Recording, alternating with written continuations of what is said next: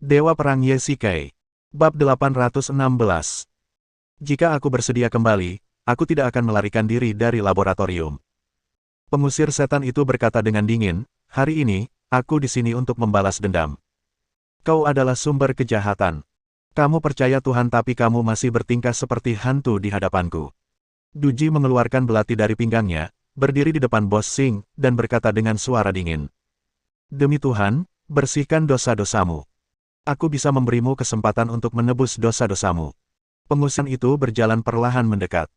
Jika tidak, kamu akan mati. Haha, itu menarik. Bos Sing tiba-tiba tertawa dan bertepuk tangan. Ade, kamu hanyalah sebuah eksperimen yang gagal di laboratorium. Beraninya kamu berbicara begitu arogan di sini. Jika kamu tidak minum obat besok, kamu tidak akan selamat lusa, bahkan jika Biro Keamanan Nasional datang untuk menangkapmu.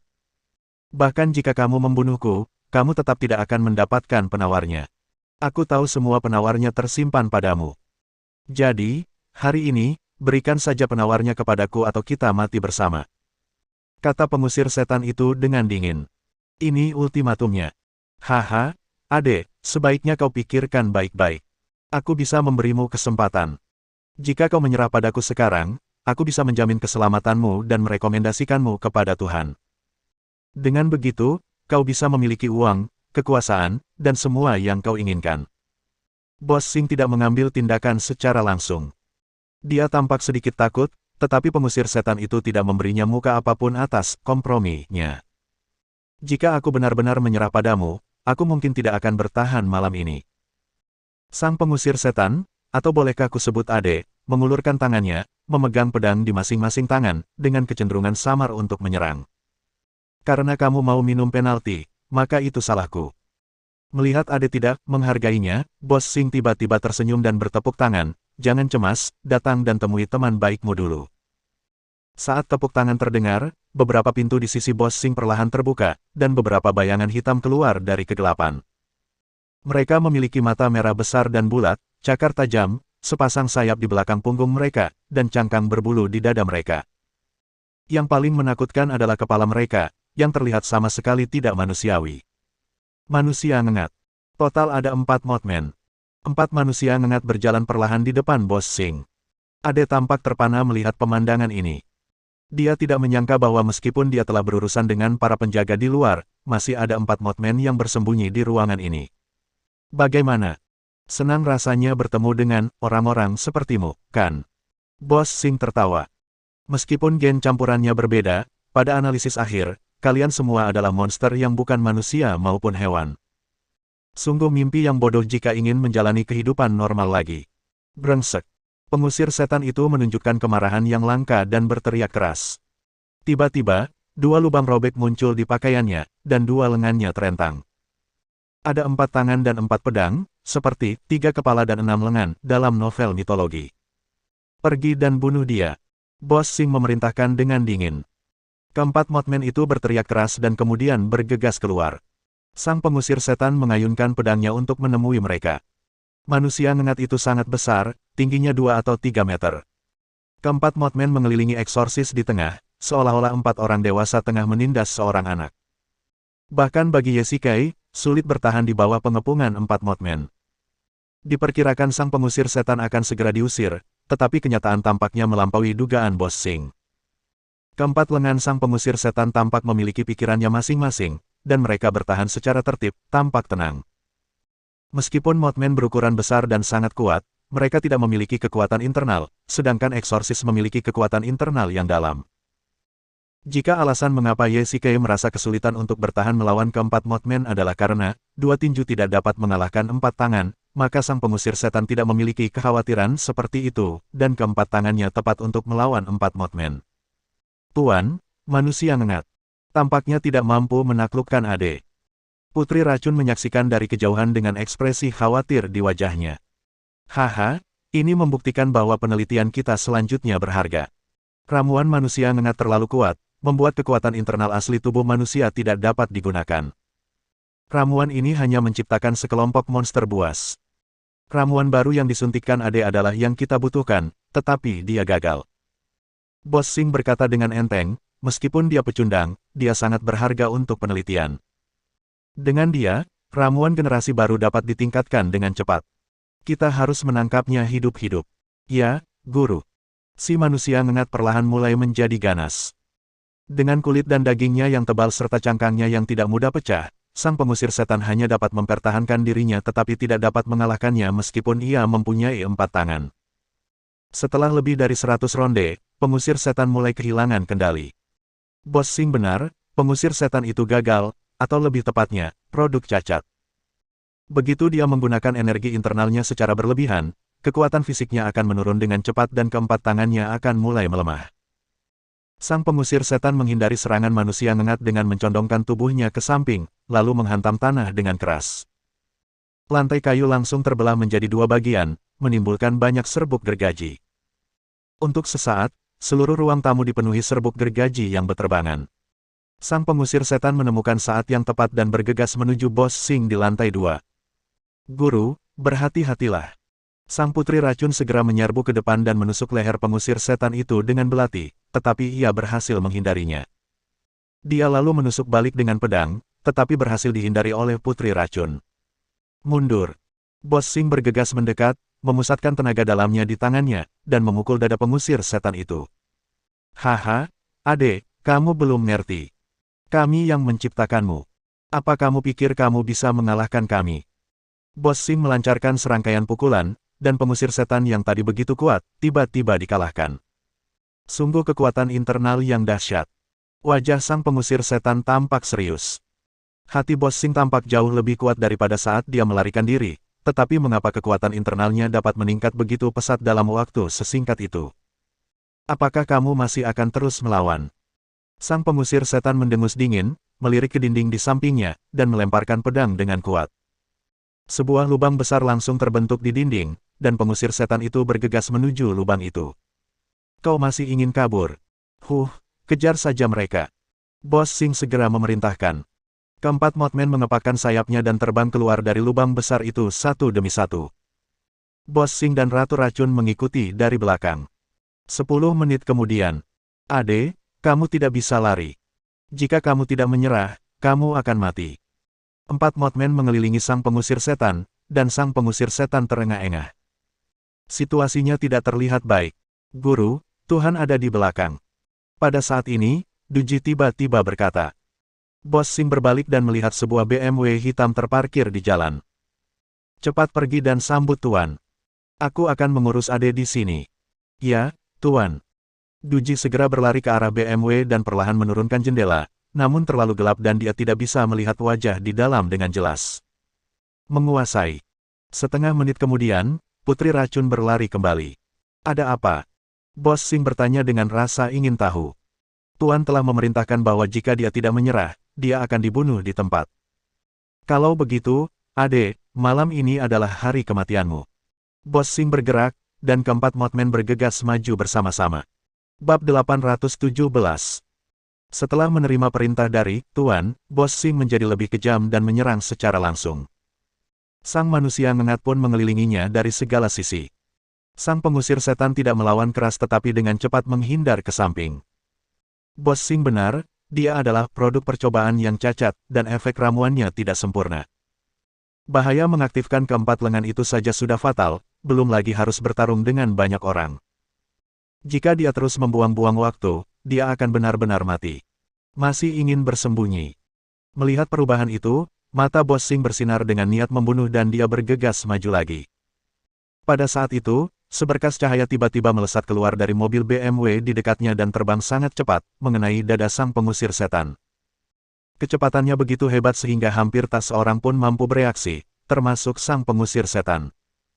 Seluruh orang itu melayang seperti layang-layang yang talinya putus, dan menyemburkan seteguk darah dari mulutnya. Ahem. Sungguh kekuatan internal yang kuat. Pengusir setan itu berdiri perlahan, darah yang mengalir dari mulutnya telah menodai bajunya. Dia dikejutkan oleh kekuatan internal, Tuan, di dalam mobil, yang memadatkan kekuatan internal tersebut menjadi seberkas cahaya dan kemudian menembakkannya dengan kecepatan yang sangat cepat. Hanya dengan satu gerakan saja, pengusir setan itu terluka parah. Ini memerlukan tenaga dalam yang sangat kuat, setidaknya seorang master di tahap tengah tahap gangguan dapat melakukannya. Dan dilihat dari posturnya, lawan belum menggunakan kekuatan penuhnya, jadi dia pasti sudah menguasai tahap akhir dari tahap pengalihan perhatian setidaknya. Tahukah kamu, Bos Sing di depannya masih dalam tahap akhir dari tahap keluar tubuh, belum juga dalam tahap gangguan. Siapakah di dunia ini yang memiliki kekuatan internal yang begitu kuat? Tahukah kamu, master di tahap fusi sangatlah langka.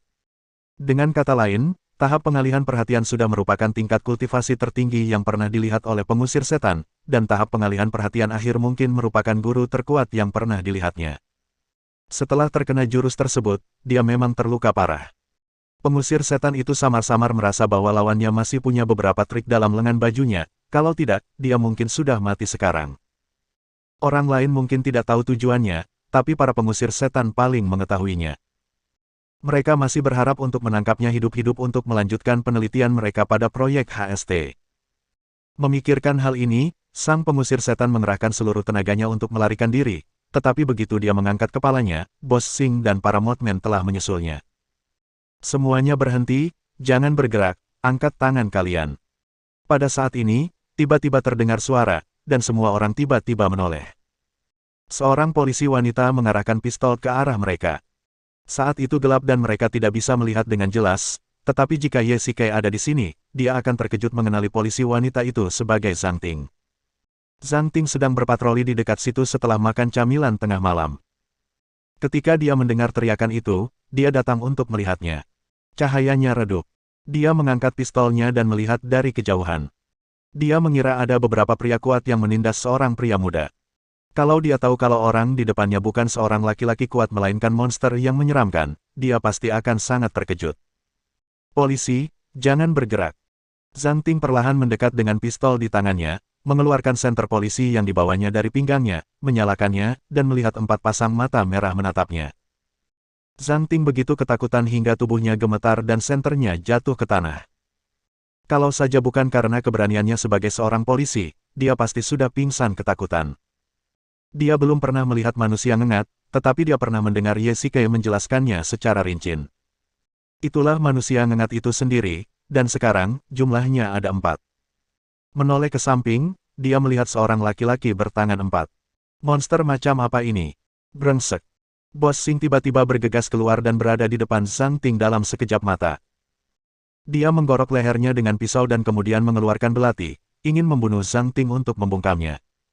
Dia melihat sesuatu yang tidak seharusnya dia lihat, jadi dia harus mati. Guru, tunggu sebentar. Tiba-tiba Duji berlari mendekat dan berkata tergesa-gesa. Ada apa? Perintah Tuhan, jangan bunuh polisi ini. Apa? Bos Sing sedikit terkejut mengapa tuannya membiarkan Zhang Ting pergi, tetapi dia tidak bertanya banyak. Sebagai bawahan, hal yang paling tabu adalah menebak apa yang dipikirkan atasannya. Di mana Ade? Pada saat ini, Bos Sing terkejut mengetahui bahwa pengusir setan itu telah menghilang di tempat. Para manusia ngengat saling berpandangan dengan bingung. IQ mereka tidak tinggi. Jika Bos Sing tidak memberi perintah, mereka tidak akan secara sadar menghentikan pengusir setan itu. Sungguh suatu pemborosan.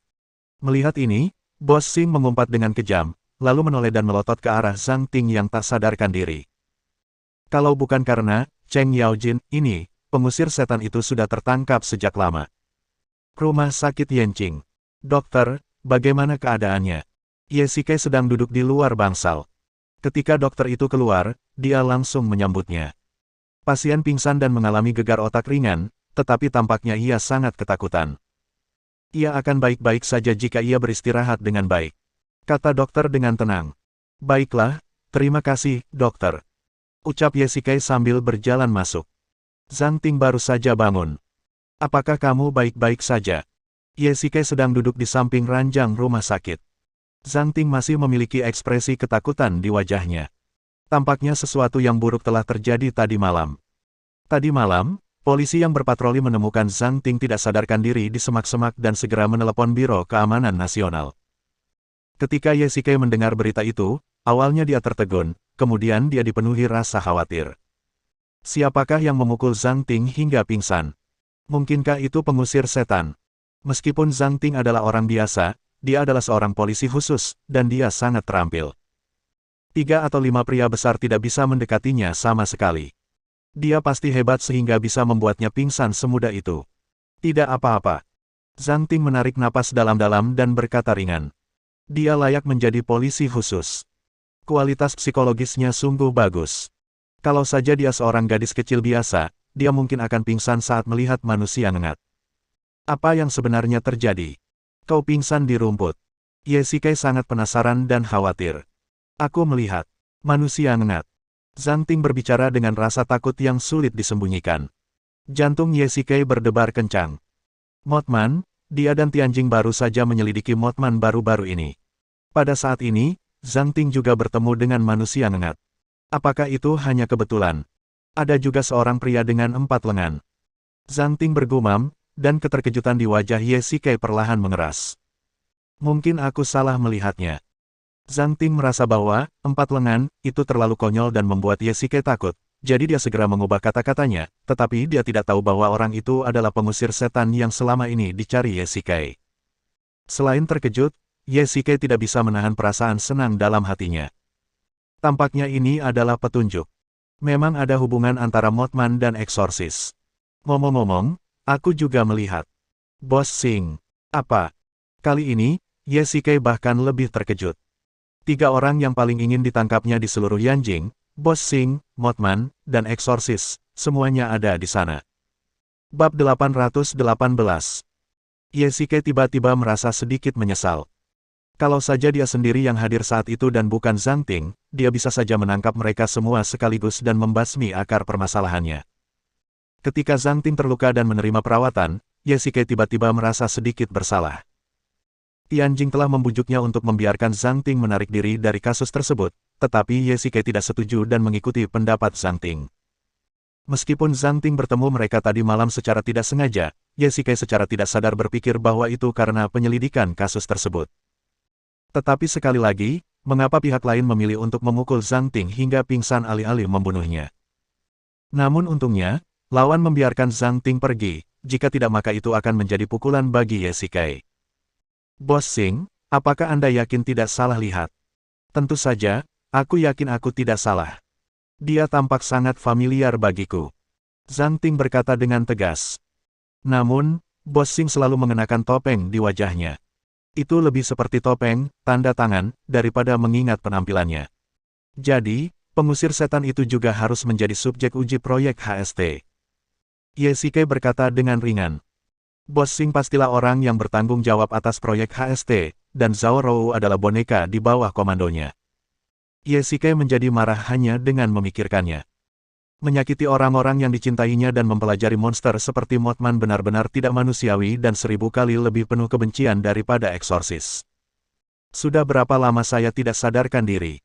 Zhang Ting mengusap pelipisnya, suaranya terdengar agak lemah. Sekitar 12 jam. Ye Shikai melirik arlojinya dan berkata dengan tenang, kamu harus istirahat dulu. Gegar otak ringan tidak mudah dirasakan. Tidak, mereka pasti sudah lari jauh sekarang. Aku harus mengejar mereka. Zhang Ting berkata sambil mencoba mengangkat selimut dan keluar dari tempat tidur. Berhenti, berhenti, berhenti, adikku. Kau benar-benar sudah gila. Kau bisa melarikan diri dari Tiongkok dalam 12 jam, dan kau masih ingin mencoba menemukan pedang di dalam perahu. Ye Shikai buru-buru menghentikan Zhang Ting. Dokter mengatakan bahwa dia perlu istirahat yang cukup. Aku baik-baik saja. Aku baik-baik saja. Baiklah, baiklah, berhentilah bersikap keras kepala. Bos Xing adalah seorang kultivator, dan kamu belum tahu kekuatannya. Bahkan jika kamu pergi sekarang, kamu tidak akan bisa membalas dendam. Ye Shikai sedikit tidak berdaya. Zhang Ting juga keras kepala dan tidak mendengarkan nasihat sama sekali. Kalau begitu, aku tidak bisa membiarkan dia terus bersikap sombong. Baiklah, aku janji, aku akan membalaskan dendammu. Lagi pula, tubuhmu benar-benar butuh istirahat sekarang. Kau tidak tidur nyenyak selama menyelidiki kasus ini. Manfaatkan kesempatan ini untuk beristirahat dengan baik. Akhirnya, setelah bujukan sungguh-sungguh Ye Shikai, Zhang Ting akhirnya menyerah pada ide balas dendam. Baiklah, kamu istirahat saja di sini. Aku akan menyelidiki kasusnya. Tunggu sebentar. Tepat saat Ye Shikai hendak pergi, Zhang Ting tiba-tiba menarik tangannya. Ada apa? Bukankah aku sudah bilang padamu untuk beristirahat dulu sebelum menyelesaikan kasus ini? Tidak, aku tiba-tiba teringat sesuatu. Zhang Ting langsung berkata, aku ingat saat pertama kali tiba di sana tadi malam, mereka tampak berkelahi. Apa? Berkelahi? Kamu yakin tidak salah lihat? Ye Shikai tersambar petir. Ini di luar dugaan Ye Shikai. Berkelahi? Bukankah mereka satu kelompok? Benarkah? Aku pergi ke sana untuk memeriksanya karena aku mendengar seseorang berkelahi. Zhang Ting khawatir Ye Shikai tidak akan mempercayainya, dan dia sangat cemas hingga dia hampir menangis. Apa? Berkelahi? Tianjing berkata dengan heran saat melihat pemandangan di mana Zhang Ting pingsan tadi malam. Ya, itulah yang dikatakan Zhang Ting. Jadi mereka tidak berada dalam kelompok yang sama. Tidak, bukan itu masalahnya. Mungkin hubungan mereka lebih rumit. Ye Shikai merasa sedikit sakit kepala. Ledakan. Pada saat ini, terdengar suara renovasi dari kejauhan. Ye Shikai melihat ke sana dan melihat sebuah villa besar. Ini bukan kawasan pemukiman, jadi membangun villa di sini agak tidak biasa. Namun, perhatian Ye Shikai terfokus pada pekerja dekorasi. Mereka sedang memperbaiki tembok luar villa. Sebuah lubang besar membuatnya merasa ada sesuatu yang salah. Saya pernah mendengar tentang kebocoran di rumah-rumah, tetapi rumah siapakah yang memiliki lubang sebesar itu di dinding luarnya? Mereka tidak menghancurkannya. Ye Shikai berjalan perlahan menuju villa, ingin mencari tahu apa yang sedang terjadi. Berhenti, apa kau tidak lihat? Tempat ini sedang direnovasi. Tidak seorang pun boleh mendekat. Seorang pekerja renovasi melambaikan tangannya dengan tidak sabar dan berteriak. Apakah Anda sedang memperbaiki tembok luar? Omong kosong, aku tidak bisa melihatnya. Keluarga mana yang tinggal di dalam? Ye Shikai terus bertanya. Dasar bocah nakal, apa kau begitu penasaran? Keluar dari sini sekarang. Melihat para dekorator tidak mau memperhatikan, Ye Shikai menjadi sedikit tidak senang. Dia menelepon Tianjing, mengeluarkan identitasnya, dan kemudian masuk untuk menyelidiki secara terbuka. Ruangan ini terasa sedikit aneh. Ye Shikai mendengus dan mengerutkan kening. Aneh. Aku bisa menciumnya. Tianjing menggoda. Menurut keterangan pekerja renovasi, mereka juga datang ke sini pagi ini untuk memperbaiki tembok. Tidakkah Anda berpikir lubang besar ini buatan manusia? Ye Shikai berkata dengan ringan. Itu benar, tapi apa artinya? Apa pendapatmu jika aku bilang villa ini telah dipindahkan pagi ini? Ye Shikai berkata secara misterius. Apa? Pemindahan kepemilikan, ini benar atau salah? Tentu saja benar. Pemilik asli villa ini berasal dari tempat lain. Dia baru saja menjualnya kepada penduduk lokal di Yanjing hari ini. Dia juga memanggil para pekerja ke sini. Lagi pula, tidak ada yang mau tinggal di rumah yang berlubang besar. Itu sungguh mencurigakan. Tianjing mengangguk. Tidak ada kamera di dekatnya, dan keamanan di area ini tidak terlalu baik. Sangat tidak lazim membangun villa di sini. Tempat ini tidak jauh dari tempat kejadian. Aku sangat curiga bahwa villa ini adalah sarang Bos Xing. Tatapan mata Ye Shikai tampak serius, dan yang paling membuatnya curiga adalah tahta di puncak tangga ruang tamu. Gaya dekorasi ini lebih seperti ruang tamu kastil abad pertengahan. Duduk di atas tahta, dia memandang ke bawah ke arah para pelayan di bawahnya. Saya khawatir hanya Bos Xing yang memiliki hobi semacam ini. Maksudmu, mereka segera memindahkan markasnya karena khawatir akan terbongkar. Anda dapat memahaminya dengan cara itu. Ye Shikai mengangguk. Kalau begitu, mari kita cari dengan cepat. Kita sedang terburu-buru dan mereka mungkin meninggalkan sesuatu. Itulah yang aku inginkan. Ye Shikai tersenyum licik dan berjalan langsung masuk. Itu adalah ruangan tertutup dengan hanya satu pintu dan tidak ada jendela. Ketika dia menekan tombol itu, dia mendapati bahkan lampunya telah dilepas. Dalam keputusasaan, keduanya harus mengeluarkan senter untuk menerangi ruangan. Kelihatannya seperti kantor, dengan kertas-kertas A4 dan beberapa pecahan kaca berserakan di lantai. Kacanya sangat tipis, tidak seperti kaca pada lampu, dan kacanya melengkung, lebih seperti gelas dalam percobaan kimia. Bab 819. Apa? Barang pecah belah. Ye Shikai melangkah maju dengan cepat, senter menyinari pecahan kaca, memantulkan cahaya, persis seperti peralatan kaca di laboratorium kimia sekolah menengah. Ye Shikai, yang gagal dalam kursus tersebut, masih dapat mengingat hal ini dengan jelas, tetapi bagaimana mungkin ada peralatan eksperimen di rumah orang normal? Mungkinkah pemilik rumah ini juga seorang ahli kimia? Atau mungkin awalnya ini adalah laboratorium? Ketika berbalik, Saya melihat pipa air baja. Seharusnya ada tangki air di sini, tetapi sekarang sudah dihancurkan. Akan tetapi, hal itu terlihat sangat tergesa-gesa dan masih banyak residu yang tertinggal di lapangan. Pasti ada petunjuk lain di ruangan ini. Bisakah kita menghubungi pemiliknya? Yesike menyingkirkan senter dan berkata dengan serius. Tidak, kami sudah memeriksa nomor telepon tersebut dan nomor tersebut sudah tidak aktif lagi. Namun, menurut pemilik baru, nomor tersebut masih aktif hingga pagi ini. Tianjing berkata dengan tenang. Biro Keamanan Nasional sangat efisien. Begitu mereka berdua masuk, Tianjing meminta anggota tim untuk membalik informasi di ruangan ini. Bahkan tanpa nomor telepon, pemilik rumah baru tidak akan khawatir ditipu. Haha, rumah ini dipindah tangankan seharga 20 juta, tapi pembayarannya dilakukan secara tunai, dan sertifikat hak milik itu asli. Tentu saja, pemilik baru tidak ingin membuat masalah. Tianjing mendesah. Tindakan ini memperdalam kecurigaan Yesike bahwa rumah ini mungkin pernah menjadi markas bos Sing sebelumnya. 20 juta tunai sekaligus, pembeli baru ini benar-benar kaya. Yesike berkata dengan nada meremehkan, baiklah, kirim beberapa orang untuk menggeledah rumah ini secara menyeluruh, dan omong-omong kamu bisa pergi dan menjelaskannya kepada pemilik baru. Baiklah, serahkan saja padaku. Tidak akan butuh waktu lama untuk memeriksanya. Setengah hari sudah cukup. Ding-aling. Yesike tanpa sadar mengeluarkan ponselnya, dan panggilan ini benar-benar mengejutkannya lagi. Hei, Tuan Ye, Anda tahu siapa saya? Pengusir setan? Aku tidak menyangka kau berani memanggilku. Yesike menarik napas dalam-dalam, memaksa dirinya untuk tenang, dan berkata dengan dingin. Orang di ujung telepon lainnya adalah pengusir setan yang telah membuat lubang besar di anjing. Namun, Yesike benar-benar tidak menyangka bahwa dia berani meneleponnya. Awalnya dia merasa bahwa luka yang dialami Zhang Ting ada hubungannya dengan dirinya, dan dia pun menjadi sangat marah.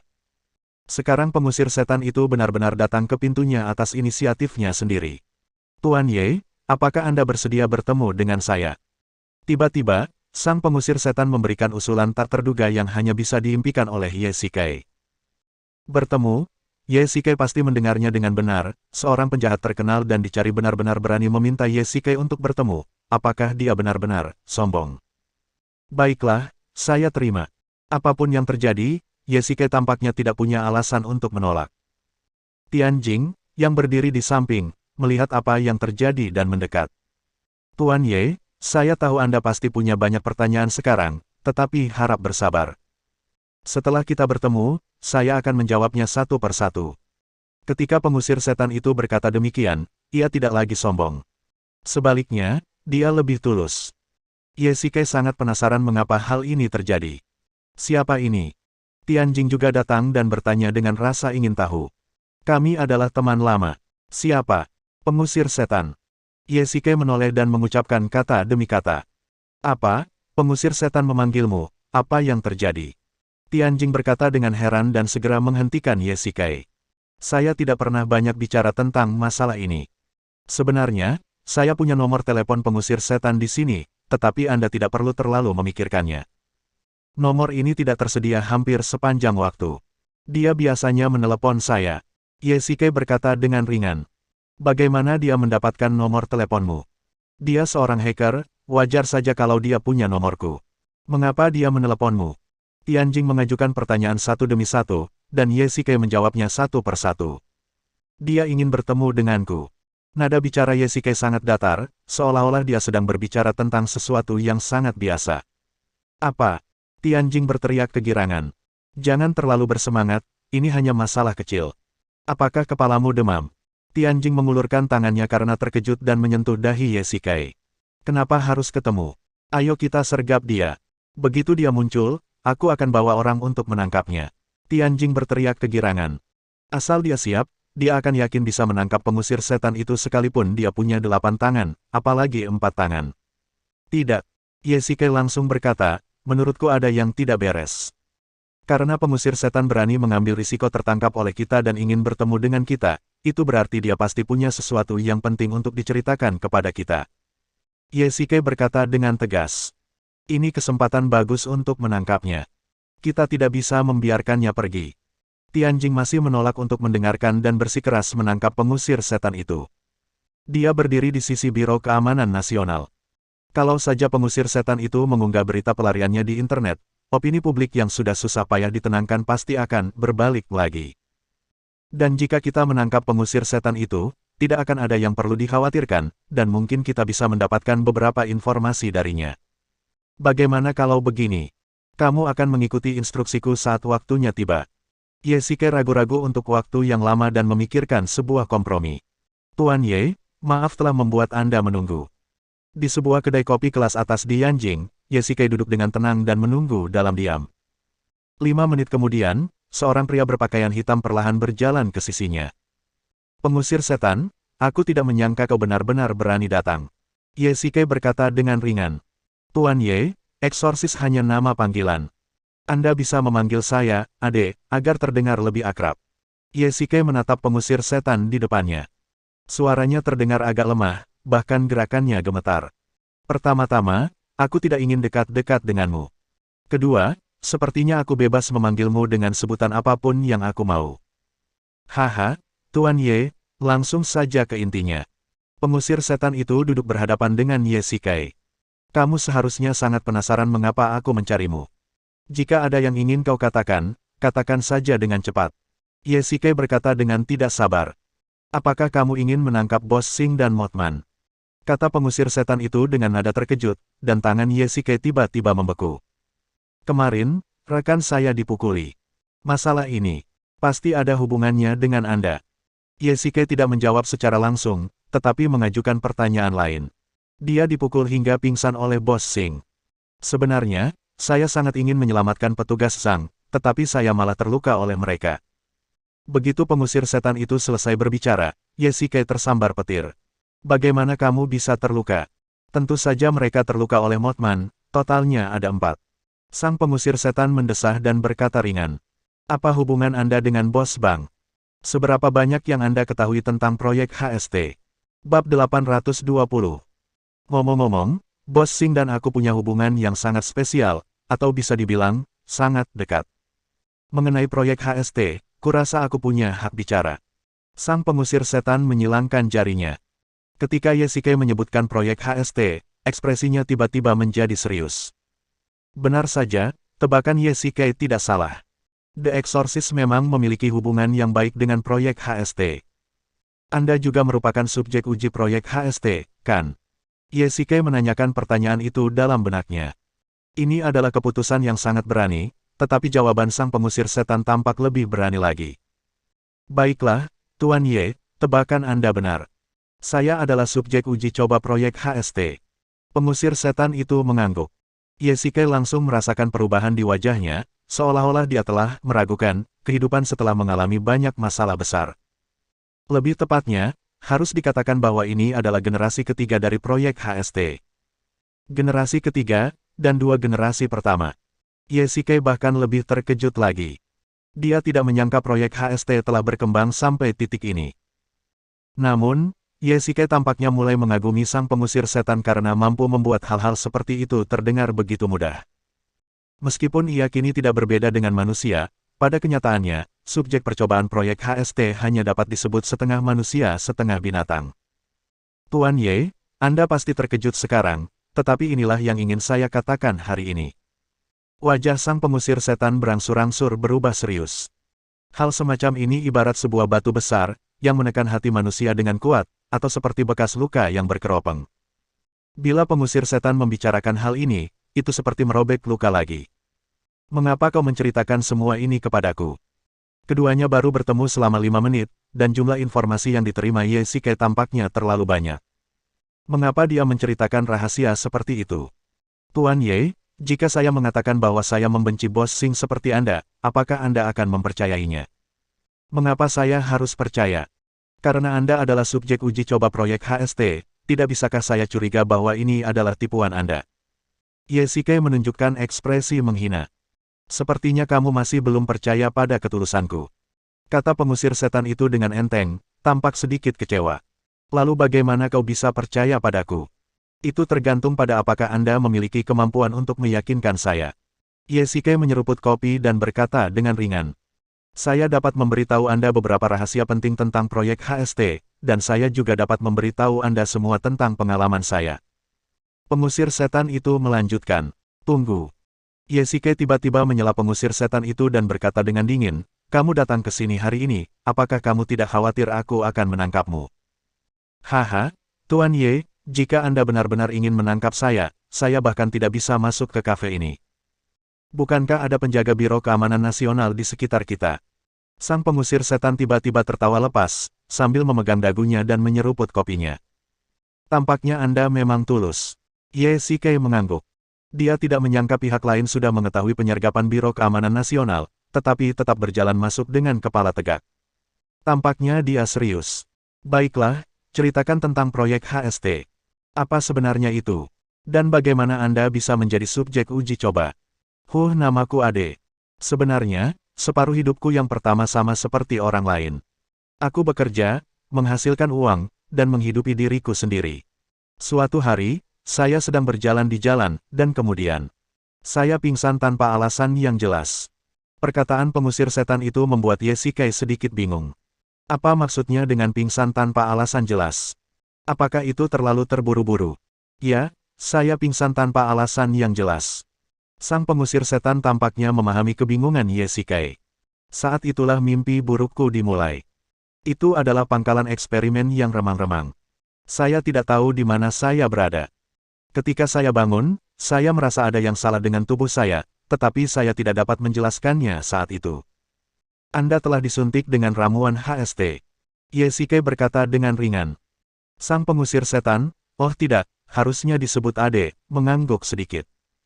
Saya pernah melihat orang-orang yang disuntik dengan cara yang sama, yaitu para Mothman. Mereka kehilangan kesadaran diri dan menjadi boneka kuat yang hanya tahu cara mengikuti perintah. Ketika Ade mengatakan ini, dia sebenarnya sedikit takut. Jika bukan karena topeng yang menempel di wajahnya, Yesike pasti bisa melihat ketakutan di wajahnya.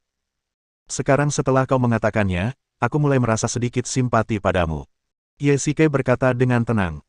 Kalau begitu, saya harus berterima kasih pada Anda, Tuan Ye. Berlangsung. Ada beberapa jenis ramuan. Yang digunakan oleh Mothman adalah generasi pertama. Aku tidak tahu generasi kedua.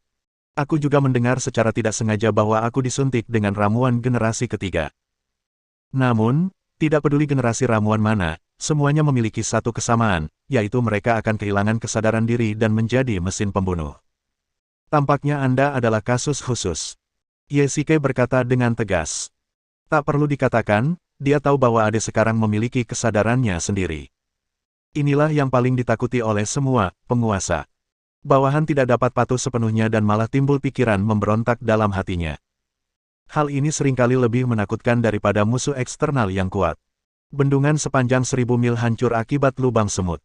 Semakin kuat aliansi tersebut, semakin besar kemungkinan aliansi tersebut runtuh secara internal. Saya memang kasus khusus dari eksperimen tersebut. Saya memiliki kesadaran diri, tetapi saya telah memperoleh energi yang kuat dari pengobatan generasi ketiga. Ade tiba-tiba mengalihkan topik pembicaraan dan tertawa misterius dengan suara rendah. Sebagai tambahan, saya adalah satu-satunya yang selamat di antara obat generasi ketiga. Yang lainnya tidak bertahan lebih dari 12 jam setelah disuntik. Apa? Yesike memang terkejut ketika mendengar ini. Sekarang semuanya masuk akal.